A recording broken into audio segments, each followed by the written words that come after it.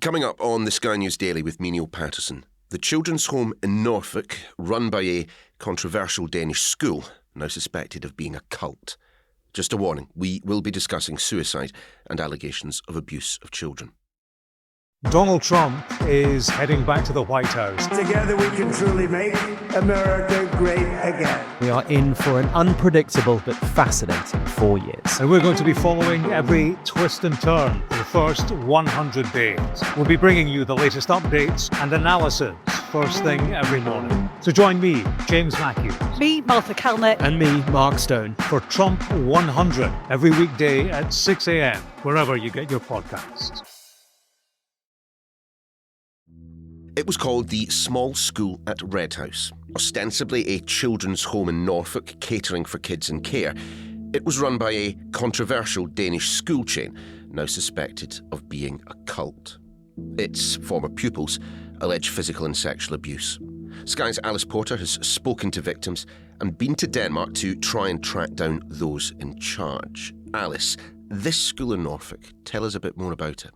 I've never come across anything like this before. And what it was a Danish group called Tvind. They operated the small school at Red House. And Tvind is widely known in Denmark. They were a very radical group. They were set up by a bunch of teachers in the late 1960s, early 1970s. And some of it was their ideology was sort of broadly traditional left-wing in terms of there was lots of sort of communal living. I would describe it broadly as a hippie vibe to the organisation. And they had a huge emphasis on wealthy countries helping developing countries. And what this entailed was a lot of children at Tvind schools because Tvind operated, they ended up opening up about 25 or 30 Tvind schools in Denmark. And they operated 2 in England. And when they operated them, a lot of the children from the small school at Red House would spend significant time not having traditional lessons doing English, maths and science. They would actually be maintaining the facilities at the school, doing manual labour, but also, I think even more importantly, travelling the world and helping developing countries in doing kind of manual work and manual labour. Who was going to this school? All the children were in care. Right. And they had come from across the country. They weren't specific to Norfolk. The school just happened to be in Norfolk. Children in care who, by definition, are very vulnerable already.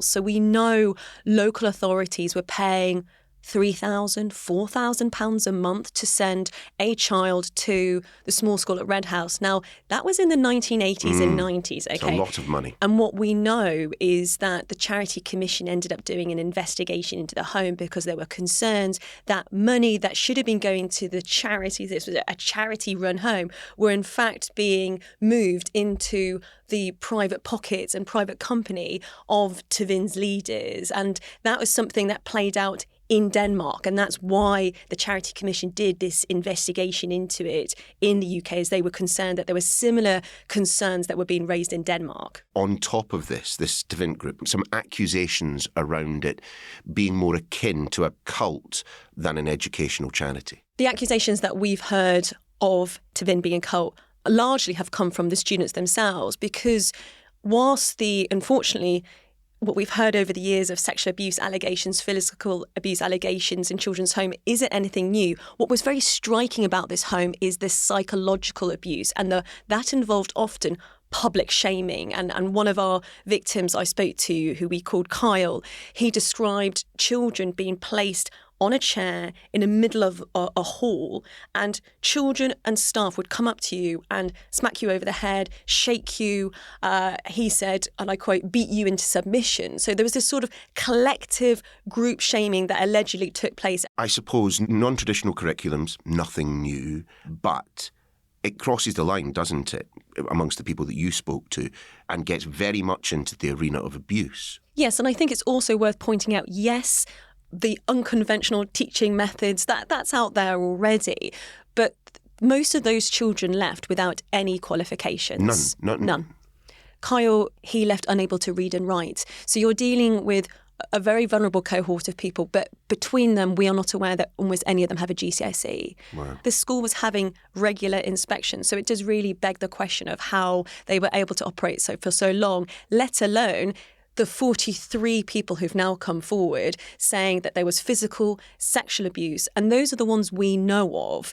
Kyle, for example, is in touch with at least another 60 victims. So there's 43 victims who are now in the process of taking this legal action. We worry that that's the tip of the iceberg. Kyle himself talked very specifically about the physical abuse that he experienced.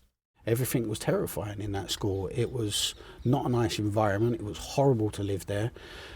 And it just went on like that for years. Now, as we've got older, we've, forgiven each other, and we've realised it wasn't us. It was put on us. We was made to do these things by these teachers. And it's just really not a nice, remembering this. I mean, these children as young as 10 years old were forced to paint, build. We was just used as slave labour to them, basically. They would say also as well, they would say that we was taken on study trips. We wasn't. When we got there, we was forced to build things and forced to look after and maintain for their own gains. We were sent out to fundraising, so-called fundraising and charity collection. So for their organisation, it was basically begging on the streets for them, basically. He talked about his second day of arriving, and suddenly, clearly restraining was the way it was used at the school was highly inappropriate, and that was also commented on in inspection reports. But that he talks about having multiple staff members on him and his fingers being pulled back and 2 of his fingers being broken. Another example given was the way in which teachers would allegedly use other children as part of sort of punishments. And he talks about a door being let open and a teacher saying, "There he is, get him," and children encouraged to beat him up, and he was left with a number of broken bones. Tell me a little bit more about another of the people you've been speaking to, Hayley, who experienced the verbal abuse, the physical abuse. She alleges sexual abuse as well. So I had an incident where I was asleep in my bed in the hotel room while we were there, and I woke up with a man in my room. I couldn't see who the man was, and I was sexually assaulted.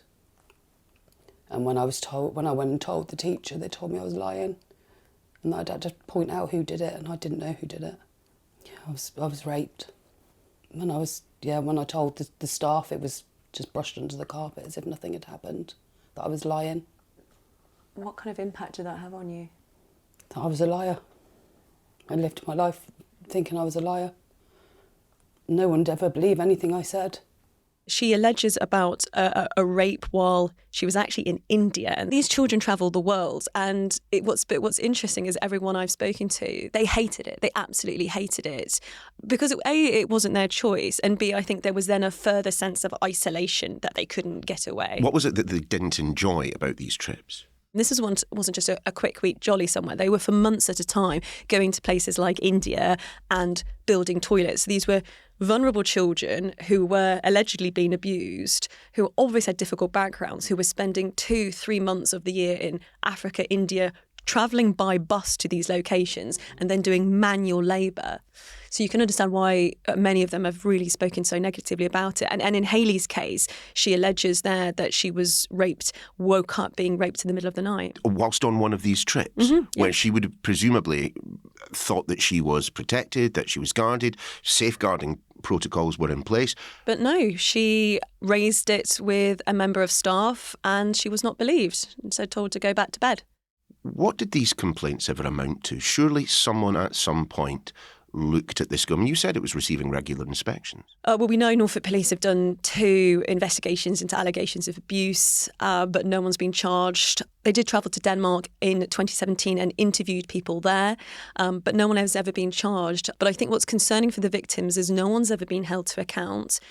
And crucially, that they know that there are people in the UK and in Denmark as well, who have got some very serious allegations that have been made against them. The social services inspector in 1990 warned local authorities against sending children to the Red House. And it's got a list of allegations to do with rape, sexual abuse, physical abuse. The list is very long.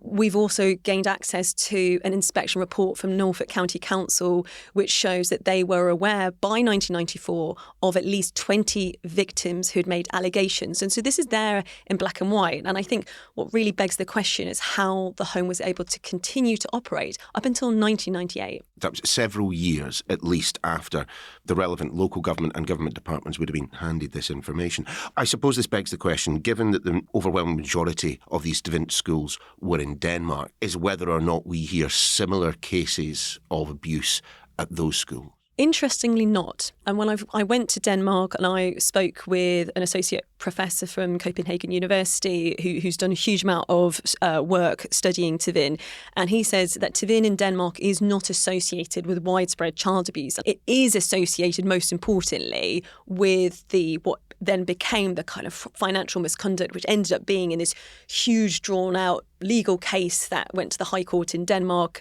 involving millions of pounds. So that's kind of, if you mention to someone who's Danish, we've got a Danish colleague in the office, and when I mentioned Tvind, she sort of raised her eyes, and it's associated with the financial malpractice, the unconventional teaching methods. It is not associated with widespread child abuse, which does beg the question of why the Red House was different. My personal assumption would be that the Red House was very isolated. I've been there. I've been where it used to be. It's closed down. The building's no longer there. It is incredibly isolated. And I think any situation where abuse can be fostered and a culture can grow is often in very isolated circumstances. So who's running this thing? At the top of Tvind, there is a group called the Teachers Group, and they were this sort of the inner circle really of it. And at the top of that was a man called Niall Paterson, and he was the man who started the whole group. Now, he was put on trial on Denmark, as well as other leaders from the group, on a huge fraud and embezzlement case. Now, he was acquitted, but the prosecution appealed. And by the time they had done that appeal, he had fled the country and he'd fled to Mexico.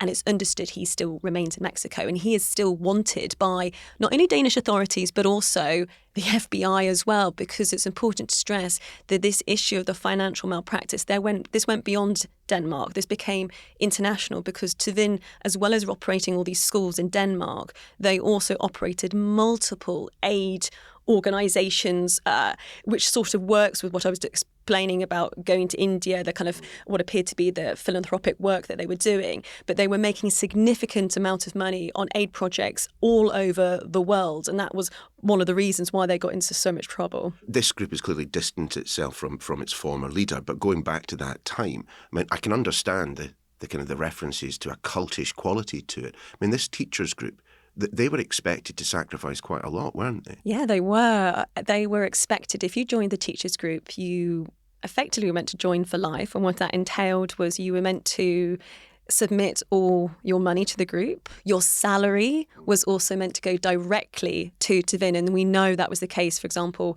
at the Red House as well. But there's also, in terms of the sort of cult-like qualities about it, I think you certainly have this charismatic leader at the centre of it. And also, I think, a sense of you can't question. And that was something that, again, when we've spoken to this previous teachers group member, he sort of described about you could feel safe until you dared to question. The Denmark leg of your investigation, you spoke to a number of people there. There were 2 Tvind schools in the UK. There was the Red House, but there was another one that was called Winstead Hall. And we tracked down the former head teacher from that school. He used to be in the teachers group, that inner circle of Tvind that I was talking about, but he became a whistleblower. And he wrote to the Danish Ministry of Education denouncing it as a cult. He obviously feels still quite torn about his experience there. You know, he clearly joined as a 24-year-old, he was wanting this socialist dream. He wasn't bothered about surrendering his money. It was going to be in this shared pot. He was going to be travelling the world, doing good in poorer countries. So he was very excited when he joined. But then for him, the 2 main issues really over time he realised was what he called the level of control from Niall Paterson. And in his case, he was clearly in love, wanting a relationship with somebody else within the teachers group, and that was not allowed. And MD Peterson said apparently all relationships had to be approved by him, certainly if you wanted to marry, if you wanted to have children. So your private life is really being controlled.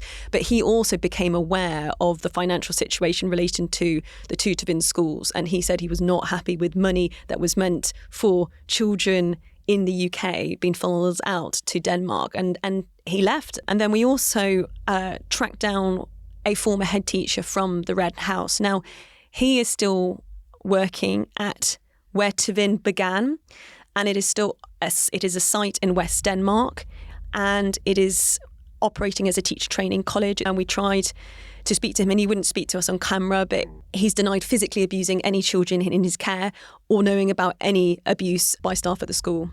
So let's just bring it back to those who were at the school. And as you say, it's not just those in your reporting that have alleged abuse at this school. Plenty others have come together, haven't they? Is there a desire for justice? Is there a desire for redress? Is there a prospect of either? The lawyer acting on behalf of the victims is beginning the legal process against Norfolk County Council because they should be providing regular inspections, and it came under their authority, but also the local authorities that sent children to the home. And that will be very much their legal argument. Certainly having 43 victims that have come forward is sizable, but it will be an enormous challenge because these are historical abuse allegations. They're notoriously difficult to prove. Incredibly so.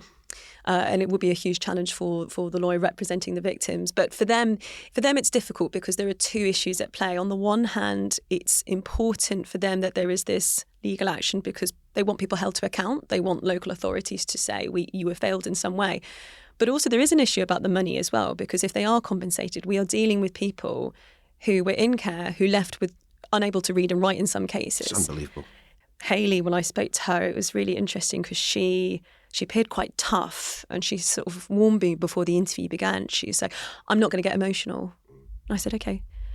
And within 5 minutes, when she described staff allegedly pinning her down and saying she thought she was going to die, she just broke down. And she's had some serious mental health issues and suicide attempts. And therefore, when we're talking about compensation, that can sound cold, but actually it's really important for victims because their lives and crucially their quality of living has been hugely impacted by their experience. In Denmark, there have been lots of people who've spoken really positively about going to Tvind schools. And for some people in Denmark, it was clearly the right thing. It was an unconventional approach to education, which for some people worked really well. I think when it came to the Red House, that idea, that hope of what it could have been was certainly not materialised in any capacity whatsoever. And clearly there were, at the very minimum, there were bad actors involved. And the problem is when you have bad actors in a small isolated environment, they perpetuate the culture. And that's why I think we've got the Red House having such a particularly distinctive culture, being so different to everything else that we've heard about from Denmark. No doubt you have approached all of those mentioned in your reporting. What have they been saying? We approached Tvind in West Denmark, and they say that they are no longer associated with the previous cooperative of Denmark. What about the education providers in this country, the local authorities that were sending money to this school? Well, we've had a response from Norfolk County Council because the small school at Red House fell under their jurisdiction, as it were. Now, they've said that the allegations made by former pupils of the independent small school at Red House are deeply concerning. They've cooperated fully with investigations which relate to children that were placed there by other local authorities more than 30 years ago. Now, we did also try and approach MD Peterson's lawyer and try and get some response from MD Peterson, but we never heard anything back. Thanks, Alice. And if you've been affected by any of the issues discussed, you can call the Samaritans, that's 116 123, or you can email jo@samaritans.org. The Daily's back tomorrow. Donald Trump is heading back to the White House. Together we can truly make America great again. We are in for an unpredictable but fascinating 4 years. And we're going to be following every twist and turn for the first 100 days. We'll be bringing you the latest updates and analysis first thing every morning. So join me, James Matthews. Me, Martha Kalnick. And me, Mark Stone. For Trump 100 every weekday at 6 a.m, wherever you get your podcasts.